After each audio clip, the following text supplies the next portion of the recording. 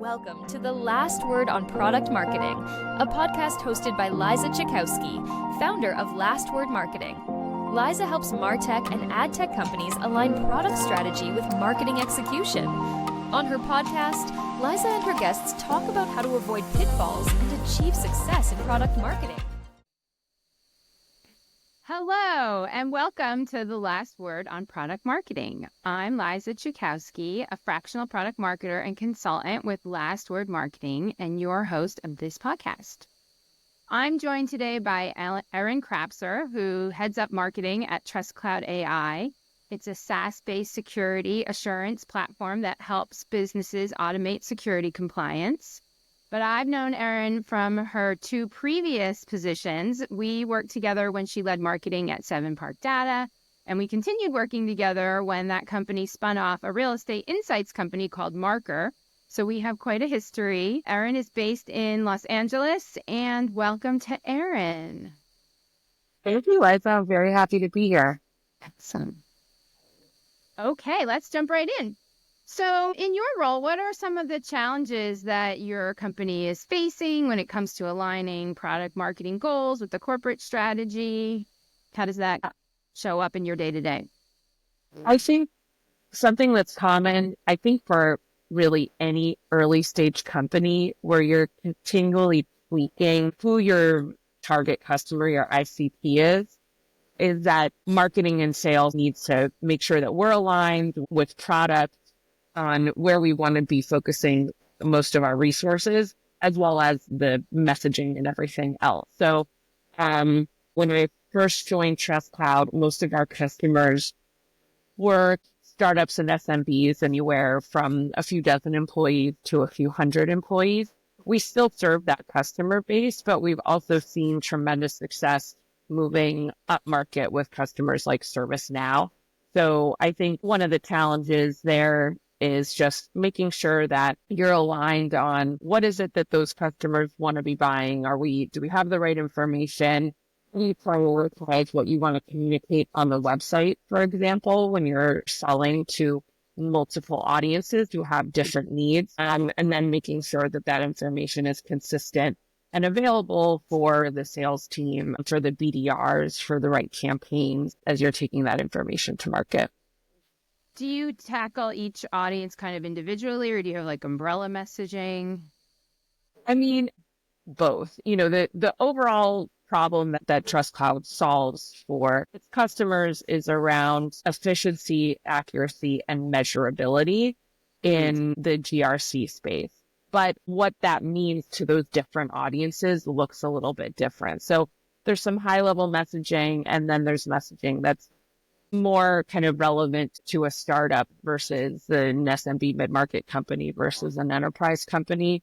And then it's up to us to decide if you can only kind of see above the fold area on your homepage, you can only put so much content there. Which audience do you want to speak to? And are you comfortable with the fact that another audience, another ICP persona might land there and have to scroll a little bit? So we're navigating that. I don't think Trust Cloud's the only company who's making those decisions, right? I think that's very common for a lot of early stage companies. Definitely. Do you have any examples of what's worked well or even not worked well to address that? How have you been able to do some trial and error to see what works? Yeah. One example of trial and error. So for our startup customers, we launched at the end of 2022 a free, kind of easy to onboard in 15 minutes and product design for startups that had very specific and tightly scoped needs around compliance. And for those customers, initially the best way to acquire them was via ads on LinkedIn. So it's pretty easy to A/B test ads, right? Mm-hmm. And you can also A/B test landing pages. And because of the targeting capabilities available on LinkedIn, we could also be reasonably assured that that information was really only being showed to the startup audience rather than our enterprise customers. So that also gave us a little bit of security and freedom to experiment, knowing that there are obviously tools out there that allow you to do a lot of dynamic optimization for your homepage. we're not at the point where we're using those yet. So knowing that there was one channel where we could speak to one audience gave us the freedom to kind of experiment a lot there and make sure we had the right landing pages for that audience without worrying about organically getting them to our website and taking them down a certain path. Oh, great. Did you use a lead magnet for those campaigns, like an ebook or some other kind of value exchange? Specifically for the launch of Free Sock 2 for startups, the offer itself was really the magnet. There was not a very long funnel people were going down because the offer was so straightforward. It was very easy to start. You just had to do a 15-minute onboarding call, and then the product is self-service after that. So there isn't a need to kind of warm up that audience base to the same extent that you get with a longer sales cycle. Now, for campaigns that we're running for larger customers that are a little bit more sophisticated, they spend more time in market evaluating different solutions. That's when we get into a more traditional campaign cycle where, for example, we just recently launched an ebook and some materials all around the security questionnaire process. Interesting. So when you're running campaigns or creating messaging, how do you differentiate, whether at Trust Cloud or what is your thinking around differentiation for whatever product you're promoting or marketing? So every company I've been at, this space is relatively crowded, whether that's insights for investors, whether that's software for CISOs and their teams. So a differentiation is always important. I think it has to start with the customer's decision process. I think it's very easy to start with your product roadmap. It's very feature oriented, right? These features we know are unique, but as we know, feature selling is not always the most effective and sometimes can become a trap where you're in too deep on your own product. So I think anytime we talk about differentiation, it has to come from what the customer's decision-making process is, what their buying criteria are, and lead through that lens. I'm also a huge fan of April Dunford and all of her work around positioning and messaging and sales presentation. And a point that she made in her most recent book about pitch deck was around framing the problem that you're solving. And it's really helpful to frame the problem in a way that only your solution can address. And I don't know if that sounds obvious, but it was refreshing to me where I feel like so often we have a problem statement that's probably the same problem statement as every single other solution in the market. So then it's very hard to differentiate your solution if you're solving the same problem as everyone else. I think then the flip side of that is like, oh, are you creating a new category? Are you solving a problem no one's ever heard of? I think there's challenges there, and I've yet to really be at a company that's doing that very effectively. And I don't think you have to create a whole new category. I think you can just reframe a problem, make sure you're using the customer's language or give them language that really resonates. And then that helps you have a conversation that's uniquely tailored to your own product, your own platform. Yes, I agree completely. And I also love April Dunford's books and ways about product marketing. I think she's fantastic. Along those same lines, I think, a lot of companies still want to lead with those technical features. Yeah. How have you balanced showcasing the capabilities while also making more of an emotional connection with your specific customer set? I think that a lot of times it can be challenging to convince senior management who doesn't work on marketing, right? That's why they hired us, to convince them that this is the way to go. I'm telling you that technical features are not the way to lead this campaign. Yeah, I mean, I think maybe it doesn't always have to be one or the other, right? I think if you're able to, and doing this concisely can be a challenge, especially if you're thinking in terms of slides, but if you're able to tie a benefit, or value to a feature, that can be a way to satisfy not just the desire of leadership to be like, but have you told them about our proprietary ABC algorithm? but also to arm the sales team. I think they want to feel confident in what they're saying, and they want to be able to back up whatever claims they're making, which is totally valid and reasonable. So to be able to say, we can deliver X%, time savings on this process with our ABC algorithm, I think is a nice way to bring all of that together. Sometimes, like I said, that's easier said than done, because staying concise can be very challenging. Lots of times people internally want to go into great detail about capabilities. And I think there is a time for that. It's usually not the first sale, right? It's usually not discovery. There's an opportunity for that. Usually if you have a solutions engineer doing a demo after, and, one or two, depending on your sales cycle, discovery call. Yes, definitely. I always say that that initial discovery call, the goal is to get to a more technical call. Right. That's the goal of this call.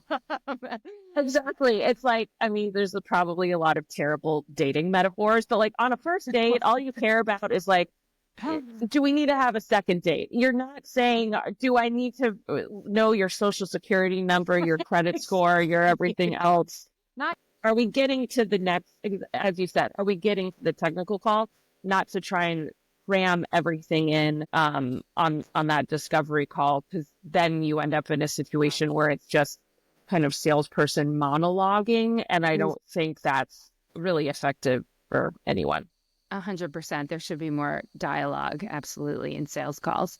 And then as you kind of touched upon this a little bit with the working with the sales team, how have you been able to work with them effectively, or what are some of the pushback that you get with creating sales enablement materials? You mentioned that, of course, you want the sales team to feel comfortable and to use the materials that you've spent so much time and strategy and effort making. What are your ways that you get them on board? Yeah. What's been helpful for me is aligning with sales team leadership on not just high level what the goals are, but even a little bit more tactically, like what are the expectations for the team around, even like, do you expect them to use slides on their discovery call? Do you expect them to have materials for a follow-up?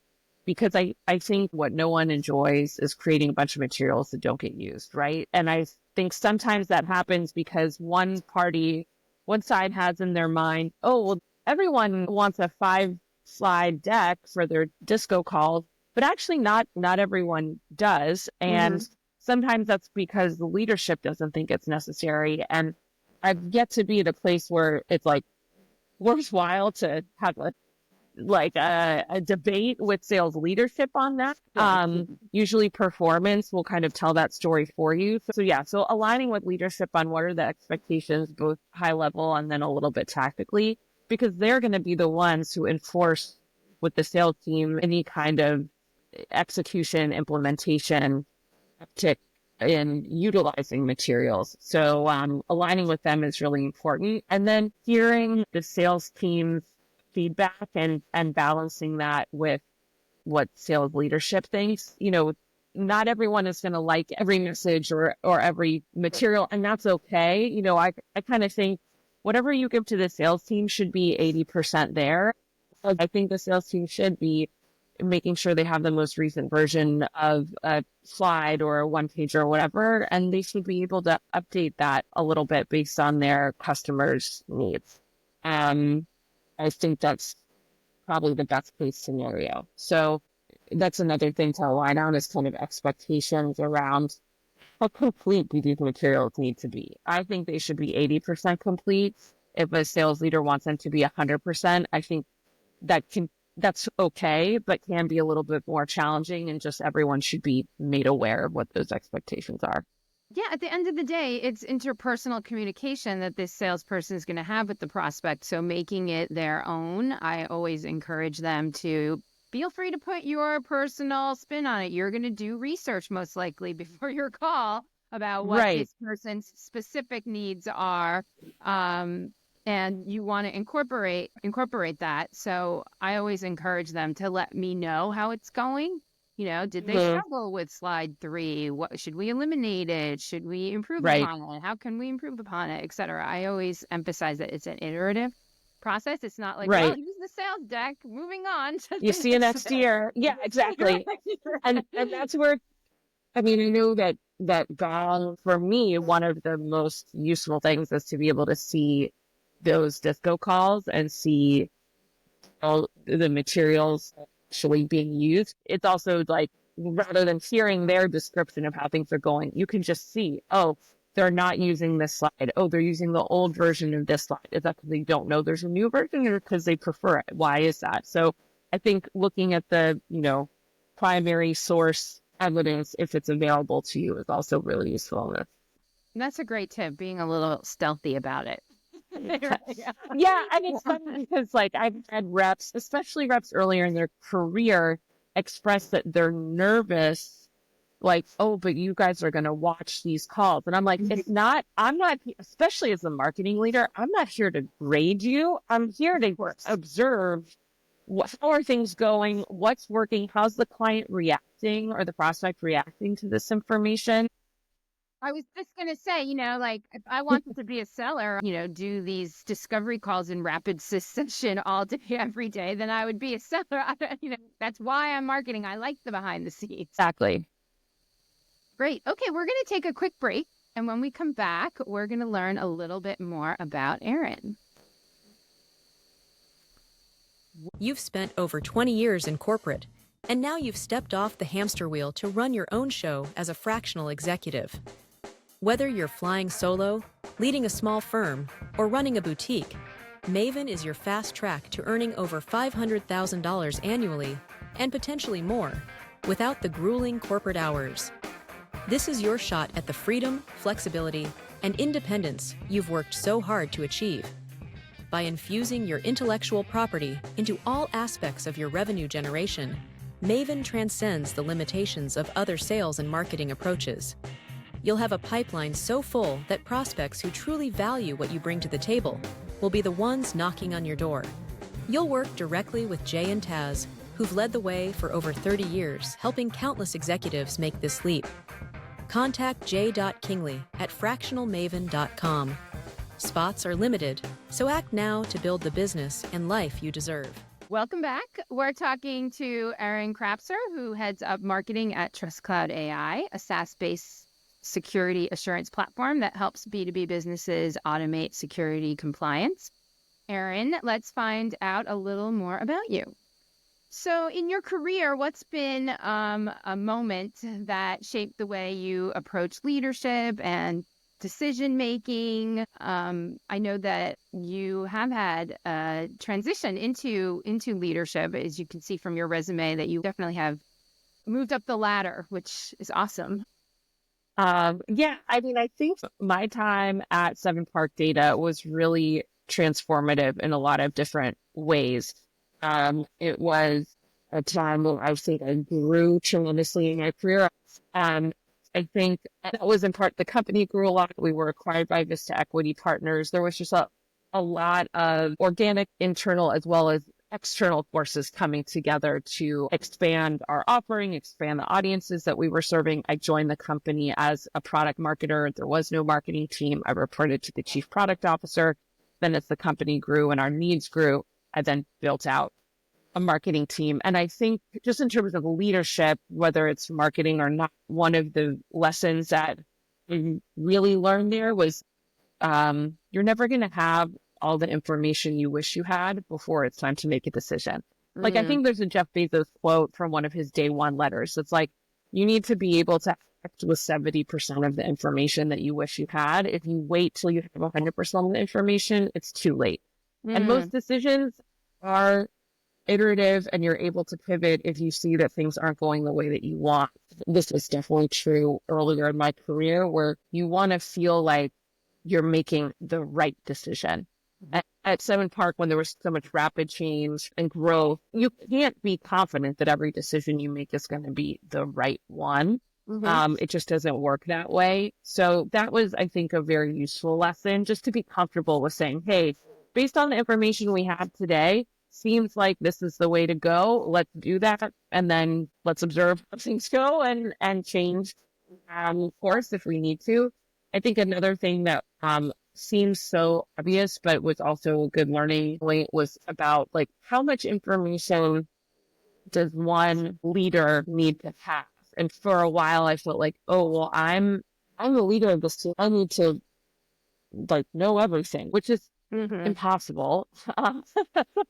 Not how life works. So I think it was another good lesson there was being open to knowing not a lot, and in some cases nothing, and just being open about that and getting that information from ideally your direct reports. That's why they're there, or from others in the company, or networking with other people and just kind of getting information from whatever source is available to you rather than feeling like, oh, I must know everything on my own. Yeah, it comes back to relationships again, right? Like you hire these people to do a job and to have an expertise, and now you have to trust them. Right. And until they show you that you can't trust them, you have to trust that they're exceptional at what they do. That's been my experience as well. So when you're not focused on work, what are you doing? Do you have a passion that you pursue that might surprise people in your professional network? The short answer is no. I like to go on neighborhood walks. I think they're best with no headphones for optimal mental clarity. And I mean, having lived in New York before and now being back in Los Angeles, one thing I miss is there's just not as many people watching and like eavesdropping opportunities. I think many cities and New York in particular is great for eavesdropping, right? Whether you're on the subway or, on the sidewalk, wherever you are, people are having conversations, you can eavesdrop. And that's been hysterical. And LA doesn't have us looking at. Sometimes you get to catch groups of people, you get to overhear, you get to chuckle about whatever they're saying. So that's not a passion, but a hobby, I guess.